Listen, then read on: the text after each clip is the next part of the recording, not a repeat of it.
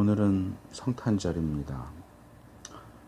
한문 표현으로는 거룩할 성에 태어날 탄, 마디절 이렇게 씁니다. 이 성탄을 거룩한 탄생 이렇게 읽을 수도 있겠지만 그것보다는 성인의 탄생, 믿지 않는 사람들은 예수님도 그냥 성인으로 보니까 부처나 예수나 이런 공자나 이런 사람처럼 성인으로 보고 그 성인이 탄생하신 때, 절기 이런 의미로 이제 성탄절 이렇게 부르는 것 같습니다. 이 영어로는 성탄절을 크리스마스 데이 이렇게 부르고 우리가 많이 쓰는 인사죠. 메리 크리스마스 이렇게 인사를 합니다. 메리는 즐겁다, 기쁘다 그런 뜻이죠. 기쁜 성탄절, 즐거운 성탄 이런 뜻인데 이 크리스마스라고 하는 이 단어는 크라이스트, 그리스도라고 하는 말과 마스, M-A-S, 메스, 이 단어가 합쳐져서 만들어집니다. 마스라고 하는 단어는 이제 보통 축일, 경축일, 무슨 날 하는 것처럼 경축일, 또 무슨 제, 이런 축제한다 그런 표현인데 그런 말을 만들 때 이제 뒤에 붙이는 전미사입니다. 그래서 이 크리스마스라고 하는 말도 성탄절이라는 말처럼 이 그리스도의 축일, 그리스도의 날, 그리스도의 축제, 이런 식으로 이제 이해할 수 있습니다. 근데 이건 대부분의 사람들이 공통적으로 인정하는 부분인데 이 마스라고 하는 이 단어가 이제 크리스마스 할 때는 이제 크라이스트 뒤에 MAS 이렇게 붙여서 성탄절 이렇게 하지만 원래는 MASS에서 왔다. 메스. 이거는 다른 의미도 있지만 이건 카톨릭에서 사용하는 미사.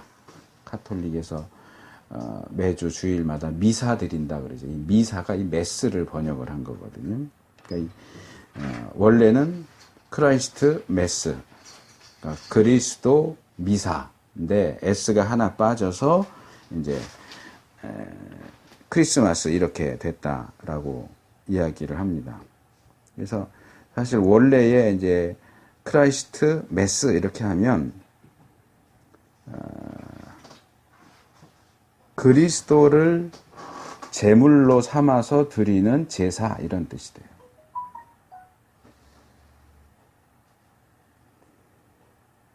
그래서 많은 분들이 기독교의 예배나 카톨릭의 미사나 결국 똑같은 거 아니냐 그러는데 사실은 전혀 똑같지가 않아요. 우리는 예배를 드리는 거고 카톨릭에서는 제사를 드리는 거예요. 그래서 매주마다 예수님을 희생제물로 삼아서 죽여서 그 피와 살을 나누어 먹죠. 카톨릭에서는 매주일 이 성찬식을 하는데 그게 희생제사예요. 매주 희생제사를 드려서 예수님을 죽이고 먹고 마시고 하는 제사의식이 미사예요. 예배가 아니에요. 그러니까 결국 이 메리 크리스마스라고 하는 인사말은 그리스도를 제물로 삼아서 드리는 즐거운 제사 이렇게 이제 풀이가 되죠. 지난주에 설교 끝에 잠깐 말씀을 드렸지만 이 성탄절이라고 하는 것은 예수님이 태어나신 날을 기념하는, 그러니까 12월 25일이 예수님 태어나신 날은 아니에요. 하다 보니까 역사 속에서 성탄절을 12월 25일로 지키게 된 것뿐이고 예수님의 탄생을 기념하는 날이기는 한데 막상 정작 예수님 입장에서 본다면 그 날은 죽으려고 오신 날이에요. 세상에 죽기 위해서 태어나신 날이죠. 그래서 죽으러 오신 예수님을 우리가 축하합니다. 예수님 탄생을 축하합니다. 기쁘고 즐거운 성탄절 되세요라고 이렇게 인사하는 것이 과연 올바른 것일까? 우리가 성탄절을 그냥 기쁘고 즐겁게 보내는 것이 과연 바를까? 제가 예전에 있던 어느 교회는 이 성탄절을 이렇게 보통 세상 사람들이 보내는 것처럼 그렇게 떠들썩하게 막 이렇게 요란하게 그렇게 보내는 것은 옳지 않다. 우리 찬송가에 있는 것처럼 예수님 태어나실 때 어땠냐? 고요한 밤, 거룩한 밤. 성탄절을 고요하게, 거룩하게 보내야 되지 않겠냐? 이래서 성탄 장식도 최소한 해요. 그리고 뭔가 이렇게 축제 분위기 이렇게 하는 것을 많이 이렇게 절제하고 절제시키고 이런 것들을 봤었는데, 뭐 저 개인적으로 놓고 봐도 아마 성탄절을 기쁘고 즐겁게 보낸 건 고등학교 때까지였던 것 같아요.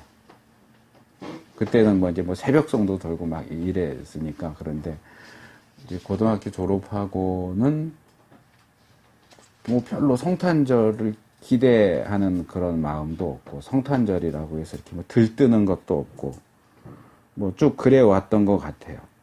근데 제가 이 성탄절 뭐 대부분 아시는 부분일 수도 있는데, 이런 이야기를 이제 처음에 이렇게 쓰다가, 그러면 성경은 성탄절에 대해서 뭐라고 얘기를 할까 하는 생각이 들었어요. 그래서 찾아봤는데 누가복음 2장에 천군 천사들이 성탄과 관련된 선포하는 내용을 떠올렸어요. 과연 천군 천사는 예수님의 탄생하신 날 무슨 얘기를 했을까?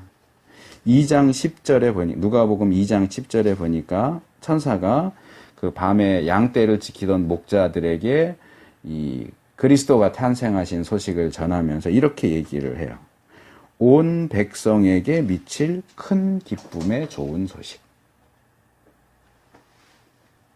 그래서 예수님의 탄생이 기쁜 소식이다 하는 얘기를 하죠. 제가 앞에서는 우리가 이렇게 막 기쁘고 즐겁고 이렇게 하는 게 과연 옳으냐 하는 그런 생각을 이야기를 했지만, 이 성경에 보니까 천사들이 예수님이 탄생하신 것은 온 백성에게 미칠 기쁨의 큰 기쁨, 그것도 큰 기쁨의 좋은 소식이다 이렇게 표현하는 걸 볼 수 있고요. 그 다음에 몇 절 뒤로 이렇게 넘어가면 이제 천군과 천사가 함께 찬양하는 내용이 나와요. 2장 14절에 천군과 천사가 성탄절 날, 예수님 탄생하신 날 밤에 뭐라고 찬송을 했는가를 보니까 지극히 높은 곳에서는 하나님께 영광이요, 땅에서는 기뻐하심을 입은 사람들 중에 평화로다 이렇게 노래를 하죠. 여기 나오는 이제 주요 단어들을 보면 영광, 기쁨, 평안. 2장 10절에도 기쁨이라는 표현이 나왔고요. 우리의 구원을 위해서, 또 그 구원을 이루기 위해서는 십자가에 죽어야 했고, 그 일을 위해서 예수님께서 육신을 입고 세상에 오신 날이 성탄절이죠.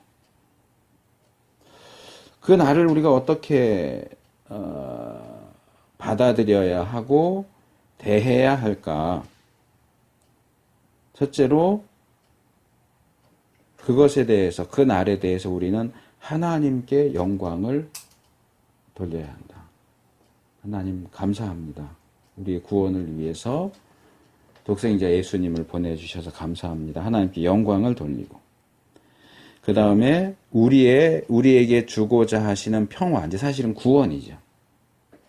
그 평화와 구원을 기뻐하면서 맞이하는 것이 옳다.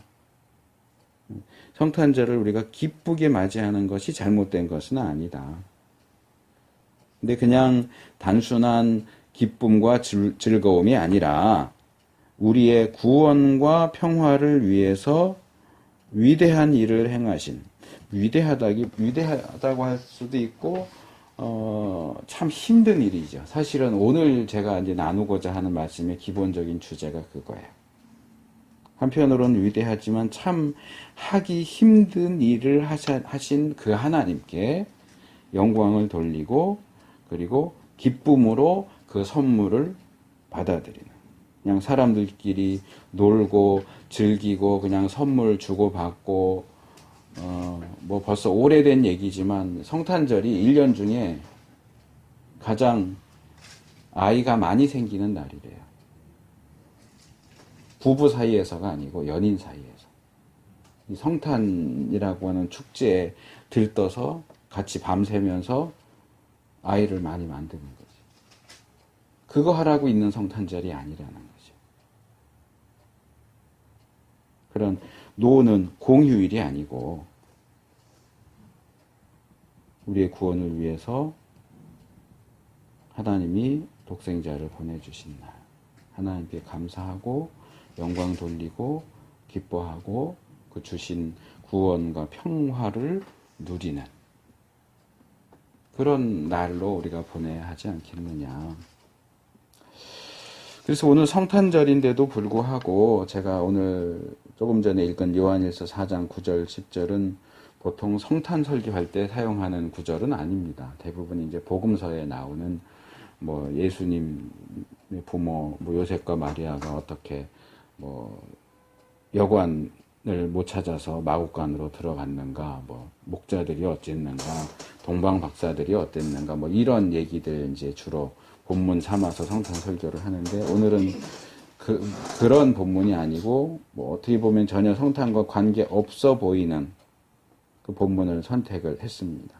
왜 그러는가 하면 우리가 성탄절을 어떻게 맞이하고 어떻게 보낼까 하는 생각을 하다 보니까 이 성탄에 들어가 있는 본질이 도대체 뭐냐, 그걸 좀 이야기하고 싶어서 이 본문을 선택했습니다. 원래는 제가 창세기 가지고 설교를 하려고 그랬어요. 창세기, 아브라함이 이삭을 바치는 이야기를 본문 삼아서 성탄 설교를 하려고 했는데 그 부분은 이제 설교 끝에서 제가 잠깐만 언급을 할 거예요. 이삭을 바치는 이야기는 더 이제 직접적으로 이 성탄의 본질을 우리에게 보여주는 구절이 이 구절이겠다라고 생각이 되어서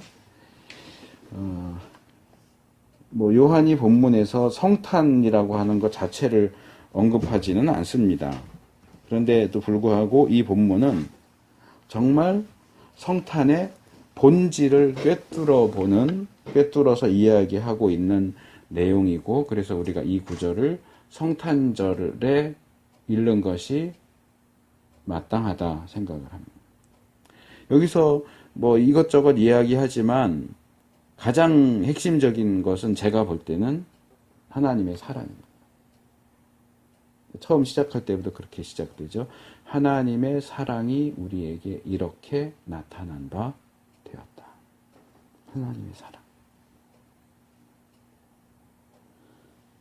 요한은 성탄절을 통해서, 물론 성탄절만이 아니죠. 뭐 다른 거 다 포함해서겠지만 특별히 이 성탄, 제가 볼 때는 성탄과 관련해서 하나님의 사랑이 우리에게 이렇게 나타났다라고 이야기합니다.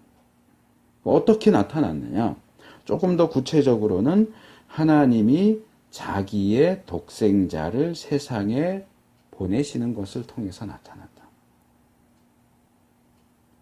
하나님께서 자신의 독생자 외아들을 세상에 보내신 것은 저로 말미암아, 그 예수님으로 말미암아 우리를 살리기 위해서였다. 이제 이 구절은 세 개의 내용인 거죠. 첫째, 하나님의 사랑이 이렇게 나타났다. 어떻게? 자기의 외아들, 독생자를 세상에 보내셨다. 왜? 우리를 살리게 하기 위해서, 구원하기 위해서 보내셨다. 뭐 우리가 너무나 잘 아는 내용이에요, 사실은. 그런데 이제 10절로 넘어가면 요한은 거기서 한 걸음을 더 나갑니다. 그래서 이런 사랑이 어떤 방향, 어느 방향으로 가는지를 이야기해요. 자, 여기에 사랑이 있습니다. 하나님의 사랑이 있습니다. 그런데 그 사랑은 우리가 하나님을 사랑한 것이 아니래요. 무슨 얘기입니까? 우리 이제 방향을 나타낼 때 우리가 일반적으로 사용하는 것이 화살표란 말이에요. 근데 화살표는 어떻게 생겼어요? 막대기, 조금 뭐 길 수도 있고 짧을 수도 있지만 막대기가 있고 그 한쪽 끝에 뭐라 그럴까? 이렇게 꺾어진 모양을 한 그게 붙습니다. 뭐 오른쪽에서 왼쪽으로 또는 왼쪽에서 오른쪽으로 뭐 그 방향과 상관없이 화살표는 어쩌면 시작되는 지점을 나타내는 한쪽 끝에서 막대기로 쭉 가고 그 끝에서 어떤 방향인지를 보여주는 그 표식이 이제 붙어서 만들어집니다. 그래서 이 사랑의 방향이 우리에게서 시작돼서 하나님 쪽으로 향하는 게 아니다 얘기하는 거예요. 말하자면 위로 향한 화살표, 그거 아니라는 거죠. 그럼 이 사랑의 방향이 어떻게 되느냐? 그것은 오직 100% 하나님에게서 우리에게로 향하는 사랑이다. 위에서 아래로 내려오는. 올라가는 게 아니고 내려오는 것으로만 나타나는 사랑이다. 우리는 예수님을 믿어서 구원받기 이전에 우리는 하나님을 알지도 못했고 하나님이 계시다는 것도 몰랐고 우리가 죽어 있어서 살아야 할 필요가 있다고 하는 사실도 구원이 필요하다는 사실도 알지 못했고 그런 하나님에게 우리를 제발 좀 살려달라고 우리를 구원해달라고 요청한 적도 없습니다. 하나님의 우리에 대한 사랑 그리고 그 사랑의 표현, 그 사랑의 실천은 전혀 우리 쪽에 요청이 없이 어떻게 보면 일방적으로 이루어졌다는 거예요. 우리가 원하고 우리가 요구해서 주신 사랑이 아니에요. 다만 하나님 자신의 그 사랑 때문에 그 사랑하심을 인하여 오직 하나님이 우리를 사랑하사 우리 죄를 위하여 화목제로 그 아들을 보내셨다 하는 것. 여기서 우리는 뭐 사실 우리가 이미 알고 있는 이것도 역시 우리가 알고 있는 부분이기는 하지만 많은 경우에 잊고 있는 것이라고 생각이 되는데 또 하나의 놀라운 사실을 발견하게 됩니다. 우주의 창조자이시고 주제이신 주권자이신 하나님께서 그 외아들을 독생자를 이 세상으로 구원하시는데 그것도 뭐 얻어먹으라고 보내는 게 아니고 우리의 구원을 위해서 좋은 일 하라고 이 땅에 보내시는데 그 외아들을 왕으로 권력자로 부자로 보내지 않으신다는 거예요. 편한 자리로 보내시지 않고 화목제물로 보내신다는 거예요. 그토록 사랑하시는 아들을 죽으라고 보내셨다는 거예요. 너 좀 잠깐 놀다 와. 가서 좀 대접 좀 받다가 좀 쉬다가 와. 그게 아니고 너 가서 욕먹고 매 맞고 그리고 최종적으로 죽고 그리고 와라. 그런 아버지가 어디 있어요?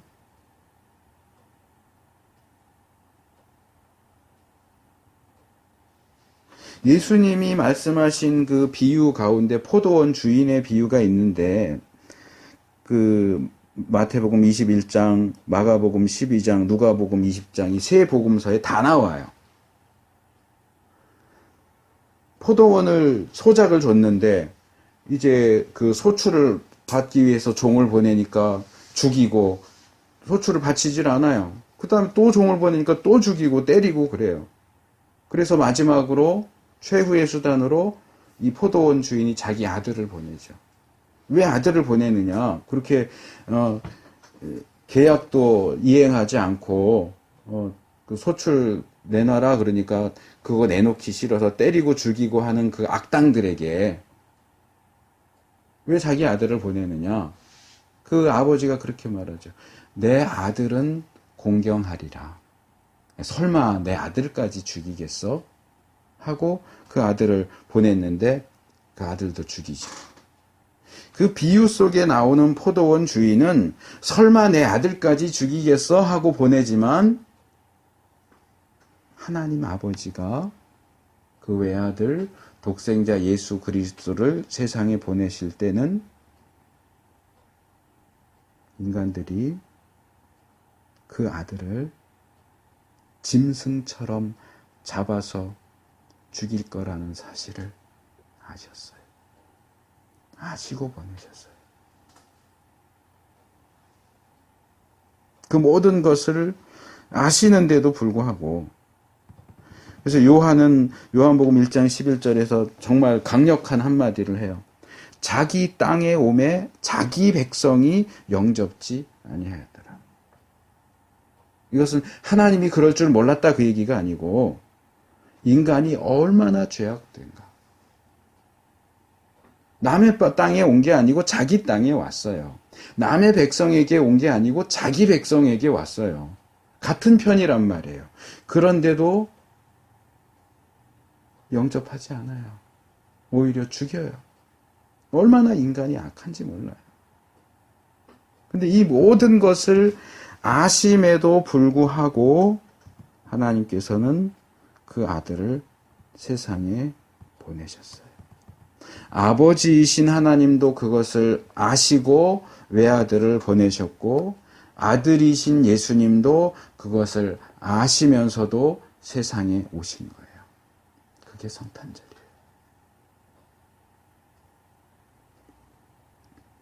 이것은 죽음을 불사한 사랑이죠. 죽음을 불사한 사랑. 죽어도 좋아. 사랑하니까. 이런 사랑이 세상에 어디 있어요? 이 예수님은 요한복음 15장 13절에서 이런 얘기를 하세요. 사람이 친구를 위하여 자기 목숨을 버리면 이에서 더 큰 사랑이 없나니.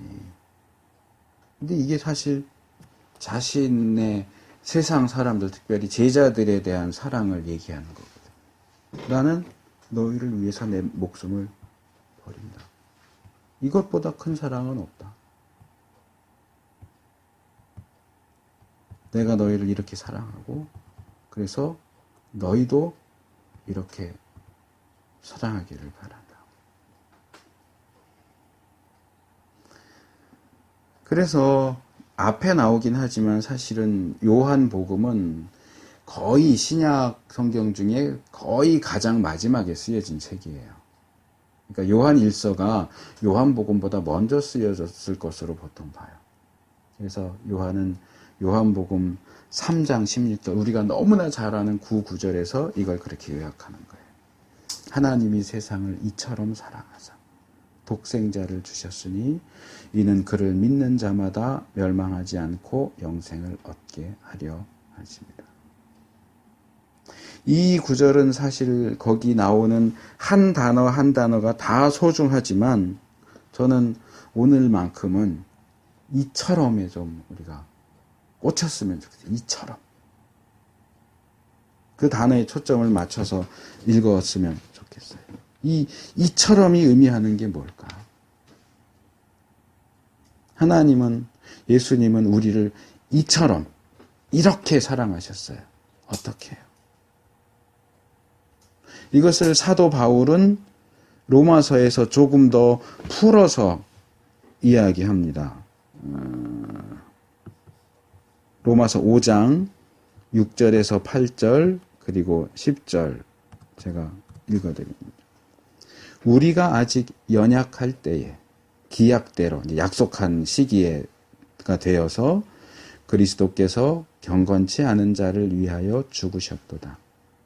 의인을 위하여 죽는 자가 쉽지 않고 선인, 선한 사람을 위하여 용감히 죽는 자가 혹 있거니와 우리가 아직 죄인 되었을 때에 그리스도께서 우리를 위하여 죽으심으로 하나님께서 우리에게 대한 자기의 사랑을 확증하셨느니라. 곧 우리가 원수 되었을 때에 그 아들의 죽으심으로 말미암아 하나님으로 더불어 화목되었은즉 화목된 자로서는 더욱 그의 살으심을 인하여 구원을 얻을 것이니라. 여기 8절에 확증하셨다 하는 표현이 확증했다. 이 단어는 번역이 그렇게 되기는 했지만 원래는 소개한다 그런 뜻이에요. 내가 이 사람도 알고 저 사람도 아는데 이 사람과 저 사람은 서로 몰라요. 그러면 한 자리에서 이렇게 만났을 때 이 사람에게는 저 사람이 누구라고 소개하고 저 사람에게는 이 사람이 누군가 이렇게 소개하잖아요. 그거야. 하나님과 우리가 있는데 하나님께서 우리에게 하나님의 사랑을 소개하세요. 무엇을 통해서요? 자기의 외아들이 우리를 위해서 죽게 하시는 것을 통해서. 자, 이게 너에 대한 나의 사랑이다.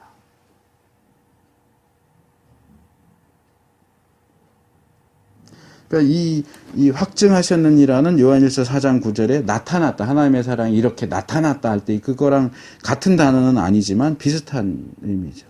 하나님의 사랑이 어떻게 나타났어요? 어떻게 소개됐어요? 어떻게 제시됐어요? 기약대로 약속하신 대로 그분의 외아들 독생자를 세상에 보내셔서 죽게 하시는 것을 통해서 나타났고 제시됐고 소개됐어요. 그런데 하나님이 그렇게 외아들 독생자를 보내서 위하여 죽게 하신 그 대상이 우리가 누구냐? 어떤 사람이냐? 본문에 4가지로 나오죠. 7절에, 6절에 연약한 자예요. 이 연약한 자는 연약하다보다는 사실은 무력한 자예요. 힘이 없는 사람이에요. 무력한 자. 2번째로는 경건치 않은 자예요. 그러니까 보통 사람이 아니라는 거죠. 보통 사람 이하예요. 이게 껄렁껄렁하고 어깨에 힘주고 다니는 깍두기들 같은. 뭐 폭력으로 그러든지 뭐 도둑질로 그러든지 애들을 삥 뜯든지 어쨌든 경건하다고는 불러줄 수 없는 시시껄렁한 그런 존재들. 그 다음에 8절로 넘어오면 죄인. 저거 좀 질이 나쁘네 그 정도가 아니고 범죄자예요. 범죄자. 그런데 10절로 넘어오면 더 놀라운 내용이 나와요. 원수래요. 원수. 이게 그냥 쟤는 똑바로 살 만한 능력이 없는 애야. 의지가 박약하고 약해. 그랬더니 알고 보니까 그 정도가 아니고 이게 불량배예요. 불량배. 경건치 않은 자예요. 그래서 쟤는 좀 질이 안 좋네. 그러고 봤더니 아니에요. 범죄자예요. 근데 범죄자 중에도 어떤 범죄자냐 하면 살인자예요. 야, 저거 가까이 하면 안 되겠다. 근데 한꺼풀 더 벗겨보니까 내 자식을 죽인 왼수예요. 원수예요, 원수. 뭐 내 돈 좀 훔쳐갔다 그렇다고 원수라고 그러진 않아요. 그래서 제가 살인을 예를 든 거예요. 알고 봤더니 그놈이 내 자식을 죽인 그놈이네. 우리의 정체가 무슨 양파 껍질 벗기듯이 한꺼풀 한꺼풀 벗길 때마다 정말 조금 옛날 분들이 쓰는 표현으로 하면 기함을 할 정도로 기함 제가 찾아보진 않았는데 지금 얼핏 드는 생각으로는 기가 막힌다를 아마 한문 표현으로 한 것 같아요. 기가 막히는 거예요. 입이 다물어지고 귀가 다물어지고 눈이 다물어지고 저놈이 그랬어? 그 전에는 몰랐을 때는 아유 좀 불쌍하다 이런 생각도 들었는데 껍질을 하나씩 하나씩 벗겨놓고 보니까 이거는 불쌍히 여길 만한 대상이 아닌 거예요. 저거는 죄송합니다. 죽여도 내가 죽여야 될 놈이지. 내가 때려 죽여야 할 왼수지. 저게 불쌍하네. 아유, 인생을 저렇게 사냐. 안 됐네. 그럴 만한 대상이 아니라는 거예요. 그런데, 우리는 단순히 하나님을 모르는 사람이다. 구원의 필요성을 몰랐다. 그것을 하나님에게 요청한 적이 없다. 그런 사람이 아니고 하나님 편에서 볼 때는 무력한 자고 경건치 않은 자고 하나님의 죄인이고 하나님의 원수인데 하나님의 사랑을 받을 만한 자격이 전혀 0.0001%도 없는 조금도 없는 그런 사람인데 그런 우리를 위해서 아들을 죽게 하신 거예요.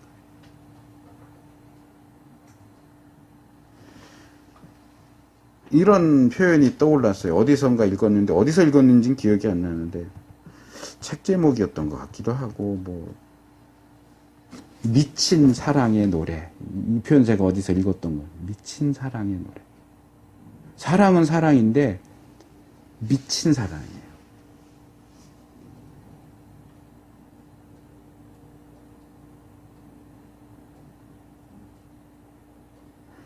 좀 오래된 영화인데 페드라라고 하는 영화가 있어요. 저도 직접 보지는 않았어요. 그냥 이야기만.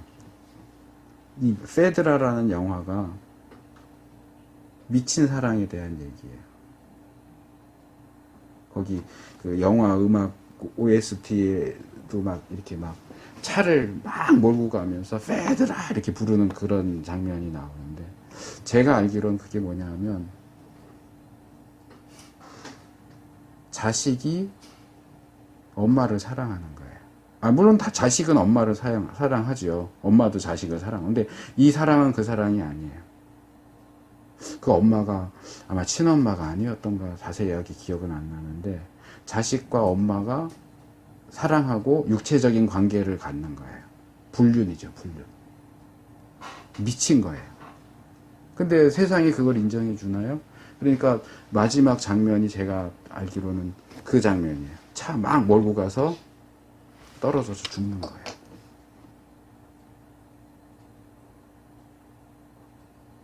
세상에는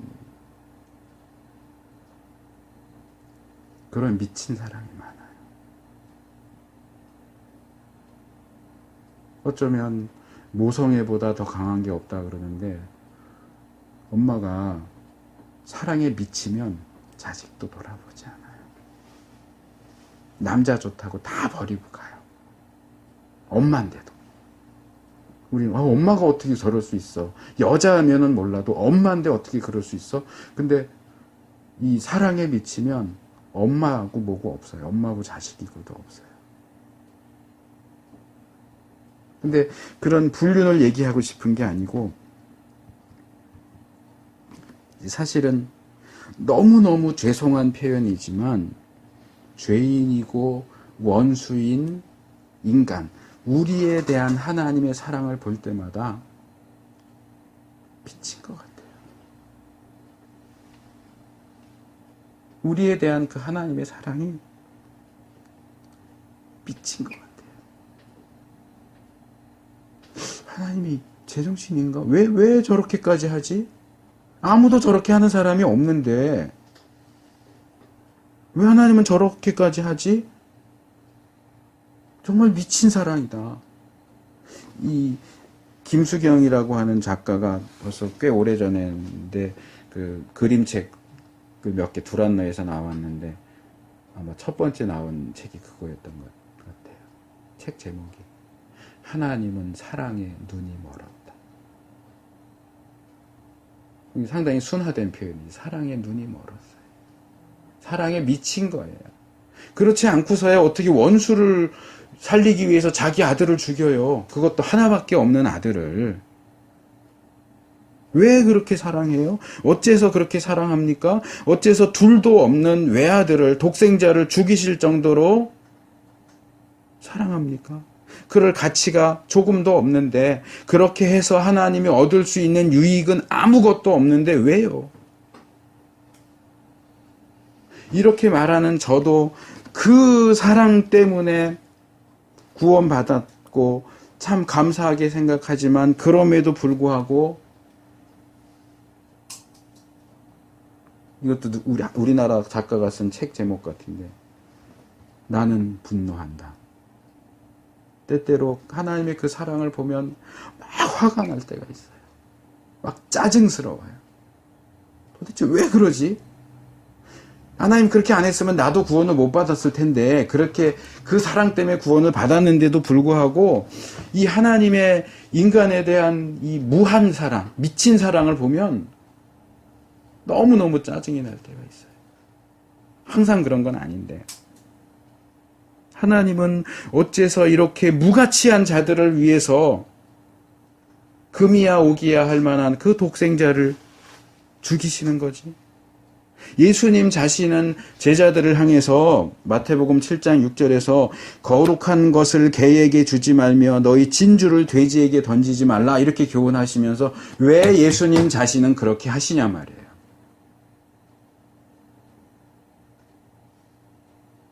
개 같고 돼지 같은 우리한테 왜 거룩한 것을 주시고, 거룩한 것 중에 가장 거룩한 독생자를 주시고 진주를 던지냐 말이에요.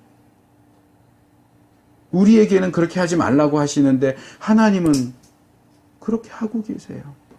그렇게 하신 가장 대표적인 일이 바로 이 성탄절인 거예요. 하나님의 이 사랑은 그것보다 더 센 거, 더한 것이 없는 가장 극단적이고 가장 강한 사랑, 가장 센 사랑, 이거보다 더 센 건 없어요.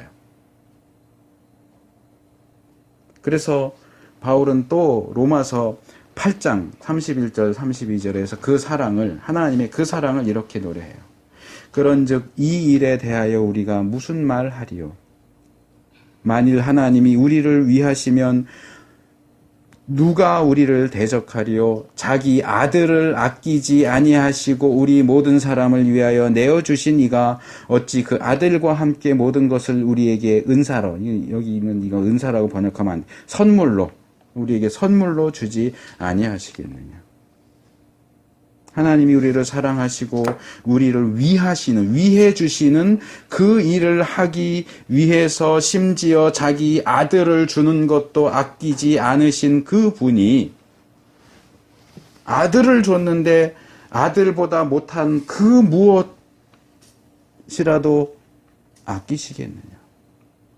아들이 가장 귀한데, 가장 귀한 아들을 주셨다면 아들을 제외한 그 다른 모든 것도 주시지 않겠느냐.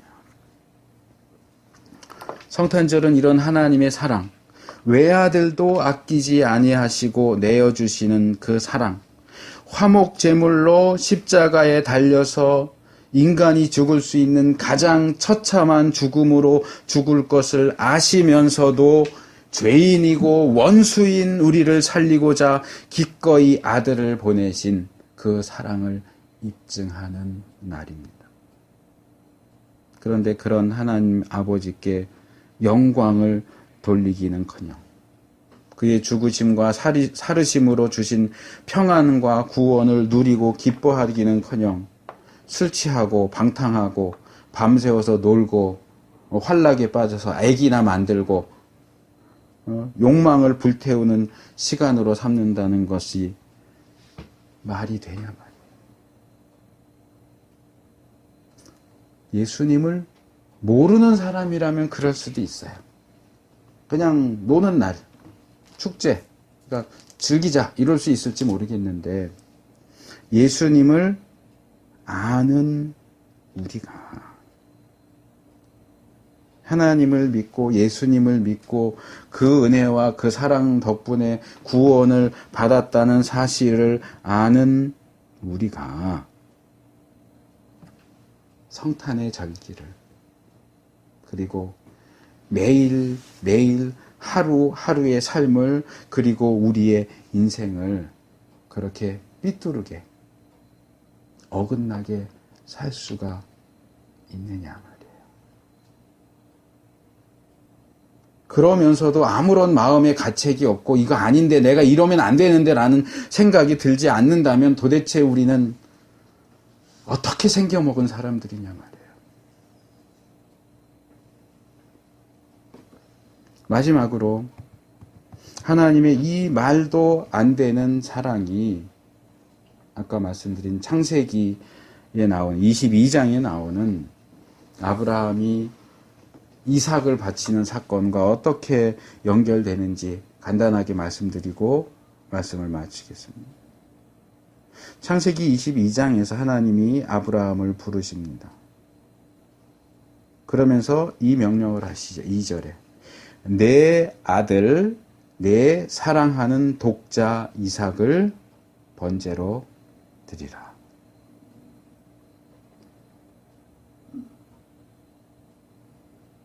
이 번제로 드리라는 명령과 그 번제물로 사용할 것이 내 아들 내 사랑하는 독자 이삭이다라는 건 이건 같이 설 수 없는 거예요, 사실은.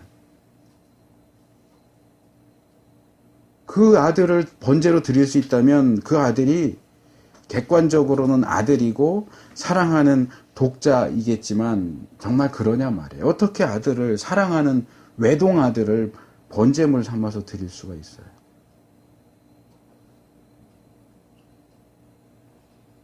그것이 사실이라면 그런 아들은 번제로 드릴 수가 없는 거죠. 이 같이 갈 수 없는 두 개가 지금 결합된 거예요. 내 아들, 내 사랑하는 독자. 이삭이 너한테 아들이고 특별히 사랑하는 아들이고 그 이전에 이스마엘도 있긴 했지만 이스마엘과는 달리 특별하게 너가 사랑하는 외동아들. 어떻게 이삭이 외동아들이냐고요. 그 위에 형이 있는데.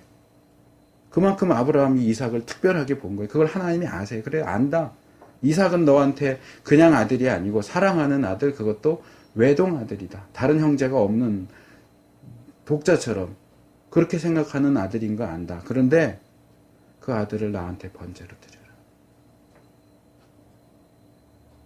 아브라함이 고민했다는 얘기도 없어요. 그 다음날 새벽같이 일어나서 사흘길을. 이 사흘도 왜 사흘인가 생각해 볼 필요가 있을 것 같아요. 예수님이 무덤에 계신 기간이 사흘이잖아요. 아브라함이 이삭과 함께 종 한 명 셋이서 하나님이 지시하신 모리아산까지 가는데 걸린 시간도 사흘이에요. 4절에 보면 사흘길을 걸어서 모리아산에 도착합니다. 그리고 이제는 이 아버지와 아들이 둘이서 산을 올라가서 하나님이 말씀하신 대로 그대로 아들 이삭을 죽여서 번제의 과정은 뭐 어떻게 보면 단순해요. 단순하게 말하면 일단 죽여요. 죽인 다음에 토막을 내는 거예요. 잘 타라고. 덩어리치는 오면 잘 안 타니까. 이거는 우리가 그걸 안 떠올리지만 이 토막살인이에요. 토막살인. 죽여서 시체를 토막 내가지고 나무로 쌓은 그 제단에 올려서 불태우는 거예요. 시체를. 그래서 죽이려고 하는 그 절박한 순간에 하나님께서 사자를 통해서 말씀하시죠. 그 아이에게 내 손을 대지 말라. 아무 일도 그에게 하지 말라. 내가 내 아들, 내 독자라도 내게 아끼지 아니하였으니 내가 이제야 네가 하나님을 경외하는 줄을 아노라. 또 뒤에 가서 16절 18절 내가 이같이 행하여 내 아들 내 독자를 아끼지 아니하였은즉 내가 내게 큰 복을 주고 내 씨로 크게 성하여 하늘의 별과 같고 바닷가의 모래와 같게 하리니 내 씨가 그 대적의 문을 얻으리라. 또 내 씨로 말미암아 천하 만민이 복을 얻으리니 이는 내가 나의 말을 준행하였음이니라. 말도 안 되는 명령을 내리셨는데 결국은 그 아들의 생명을 보존하게 하신 하나님. 아브라함의 순종을 귀히 여겨서 그에게 복을 내리시고 그와 그의 자손을 통해서 세상 모든 사람들이 복을 얻게 하시겠다고 약속하시는 그 하나님.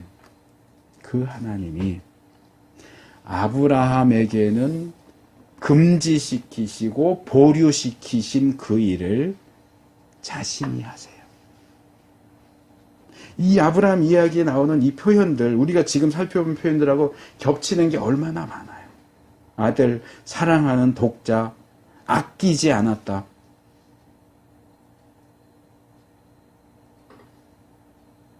이건 사실은 신학적으로는 맞지 않는 얘기이긴 하지만 조금 이해를 돕는 측면에서 이렇게 좀 각색해서 말씀을 드리고 싶은 거예요. 하나님이 아브라함을 시험하셨잖아요. 아브라함이 어떻게 하는지를 보셨잖아요. 야, 못할 줄 알았더니 진짜로 하려고 그러네. 정말로 그 사랑하는 독자를 나를 섬기기 위해서 아끼지 않고 죽이려고 하네. 야,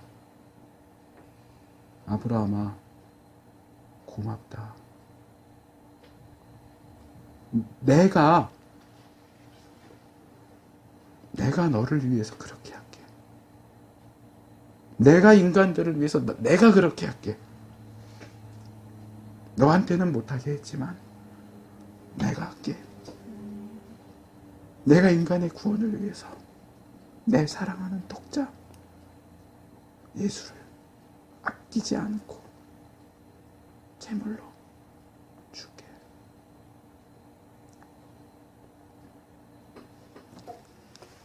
제가 신학적으로는 맞지 않지만 그랬어요. 왜냐하면 하나님은 전지전능하신 분이고 시간의 구애를 받지 않으시기 때문에 독생자를 보내시고 독생자를 십자가에 죽게 하시는 그 일은 아브라함 사건 이전부터 영원 전부터 하나님의 머릿속에 가지고 계셨던 계획일 거예요.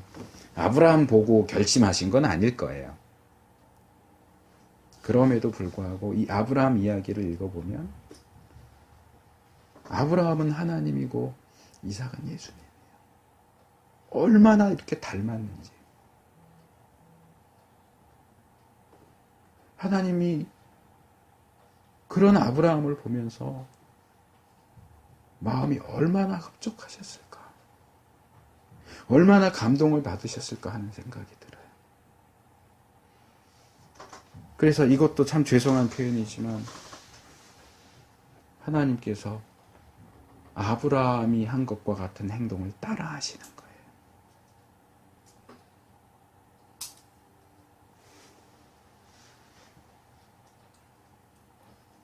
아브라함이 하나님을 섬기기 위해서 그의 아들 사랑하는 독자도 아끼지 않았던 것처럼 하나님께서는 우리 인간을 구원하기 위해서 그의 사랑하는 외아들 독생자도 아끼지 않으셨어요. 자, 이제는 우리 차례입니다. 아브라함이 그렇게 했고 하나님께서 그렇게 하셨고 이제 다시 공이 우리에게 넘어왔어요. 우리는 그런 하나님께 어떻게 해야 되겠습니까? 우리는 무엇을 아끼겠습니까? 하나님이 우리 구원을 위해서 외아들을 보내주시니까 기쁘다, 즐겁다, 놀자.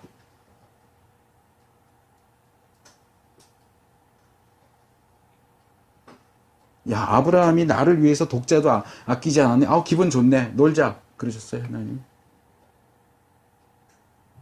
뭐 보답이라는 표현을 쓰면 좀 어폐가 있을 수 있겠지만 아브라함이 그렇게 하나님을 믿고 순종하니까 하나님께서도 야, 나도 그렇게 할게 하셨어요. 그럼 그렇게 하신 하나님을 보고 우리는 놀자 그러면 되겠어요?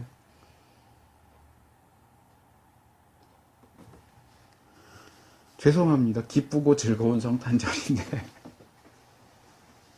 근데 저는 이게 성탄절의 가장 핵심적인 부분이라고 생각해요.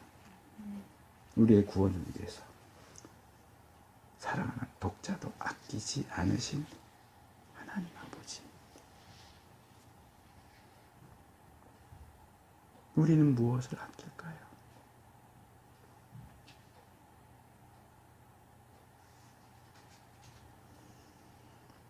뭐 이후의 시간들을 기쁘고 즐겁게 보내셔도 좋습니다. 괜찮습니다. 다만 이번 성탄절에 이 아버지의 사랑을 우리가 좀 생각하면서 보냈으면 좋겠어요. 아들도 아끼지 않으신